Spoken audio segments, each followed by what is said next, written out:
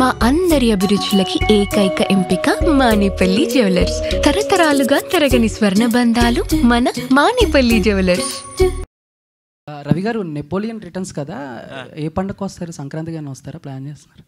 సంక్రాంతి తర్వాత యాక్చువల్లీ పంట లేదు, ఫిబ్రవరి అలా రిలీజ్ ఉండొచ్చు. యాక్చువల్గా మీ నుంచి ఎమోషన్ కూడా ఎక్కువ క్యారీ అవుతూ ఉంటుంది. ఎమోషన్ సీన్స్ కూడా బాగుంటాయి మీరు చేసేది. అవును సార్. కాకపోతే రాంప్రసాద్ గారు అంటే మాకు గుర్తొచ్చేది ఆటో పంచులు ఎక్కువ. ఇందులో అంటే ఇది కంప్లీట్ ఎంటర్టైన్మెంట్ అంటున్నారు కాబట్టి ఆటోస్ ఏమన్నా మీ దగ్గర నుంచి ఎక్స్పెక్ట్ చేయొచ్చా? లేదు సార్, నాకు మీరు చెప్పినట్టు నాకు మంచి ఎమోషన్ క్యారెక్టర్లో నెగిటివ్ రోల్స్ చేయడం చాలా ఇష్టం. వీలుంటే ఈ వీడియో చూసిన వాళ్ళు ఎలా అంటే నన్ను కూడా కొంచెం కొత్తగా చూపించడం ట్రై చేయండి. దీంట్లో కామెడీ యాంగిల్లో పంచలేసే ఉండదు.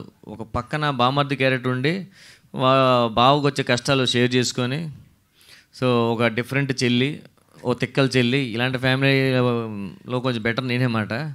సో వాళ్ళ మధ్య నిలిపోయే క్యారెక్టర్ మాట నాది. సో అంతా సిచ్యువేషన్ దగ్గర వచ్చే కామెడీ మీరు ఖచ్చితంగా ఎంజాయ్ చేస్తారు.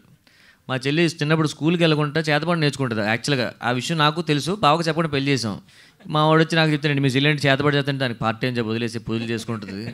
అలా బయటికి వెళ్ళి చుద్ర పూజలు చేసుకొని సరదా వస్తుంది నైట్ టైం. మనవాడికి ఏమైనా కంగారు పడతారు, మనవాడికి కావాల్సిన నైట్ టైమే కదా, నైట్ టైం ఉండదు వచ్చిన బాధ.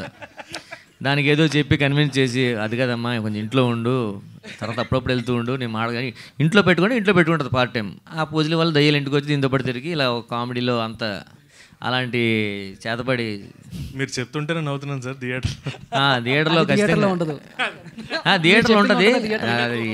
మా కాదు, ఇదే స్టోరీ. ఇది అంత పబ్లిక్గా చెప్పేస్తే ఉండదేమో అనుకున్నాను సార్. లేదు, మీకు ఇప్పుడు చెప్తే ఖచ్చితంగా మీరు అన్నారు కదా, జనాలు ఖచ్చితంగా వచ్చి చూస్తారు. చేతపడి చెల్లా అంటే బయటకు పంపించి ఇష్టం లేక ఇంట్లో ప్రాక్టీస్ చేసుకోమని చెప్తాం కదా. నైట్ ఇలా తెలిపోయి నైట్ టైం శారీ కట్టుకొని వెళ్ళి శ్మశానంలో తిరిగి వస్తుంటుంది. సార్ మీరు చెప్పిన పాత్రలన్నీ కళ్ళ ముందు అలా ప్రత్యక్షం అవుతుంది. సో ఆ ప్రాసెస్లో మాకు వచ్చిన దయ్యాలతో ఉన్న ప్రాసెస్సే సినిమా అంతా. రవి గారు లాస్ట్ క్వశ్చన్ సార్ చెప్పండి. ఇప్పుడంటే డాకిని శాకిని వీళ్ళిద్దరిని తీసుకొచ్చారు, నెక్స్ట్ టైం ఇంకా ఉన్నాయి కాబట్టి చాలా డిఫరెంట్ టైప్స్ ఆఫ్ దయ్యాలు వస్తాయండి. డిఫరెంట్ టైప్స్ ఆఫ్ దయ్యాలని ఆర్జీవి గారు వస్తే సరిపోదు సార్, అతనితో పాటు చాలా తీసుకొస్తారు. నెక్స్ట్ ఇంకా థ్యాంక్ యూ అండి. నెక్స్ట్ ఇంకా ఏం చేయాలనేది ఇంకా ఆలోచించాలండి. Thank you sir. Thank you so much.